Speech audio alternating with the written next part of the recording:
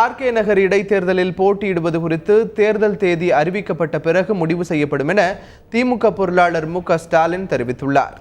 பாமக இளைஞரணி தலைவர் அன்புமணி ராமதாஸை சென்னை தியாகராய நகரில் அவரது இல்லத்தில் திமுக பொருளாளர் மு.க.ஸ்டாலின் சந்தித்தார். அப்போது சகோதரர் இல்ல திருமண விழாவுக்கான அழைப்புதழை அவர் அன்புமணி ராமதாஸிற்கு வழங்கினார். பின்னர் செய்தியாளர்களிடம் பேசிய மு.க.ஸ்டாலின் தமிழகத்தில் ஆளுங்கட்சிக்கு எதிரான அலை உருவாகியுள்ளதாகவும் அதற்கேற்ப அரசியல் சூழலும் மாறி வருவதாக கூறினார். மேலும் தேர்தல் தேதி வெளியான பிறகே ஆர்கே நகர் இடைத்தேர்தல் போட்டி குறித்து முடிவு எடுக்கப்படும் என்றும் அவர் தெரிவித்தார். தேர்தல் தேதி அறிவிக்கட்டும், அதற்கு பிறகு இன்றைக்கு இருக்கக்கூடிய ஆளுங்கட்சிக்கு எதிராக எதிர்ப்பு அலை மக்களிடத்திலே வந்து கொண்டிருக்கிறது. அதற்கு ஏற்றாற்போல் அரசியல் சூழ்நிலை மாறிக்கொண்டிருக்கிறது.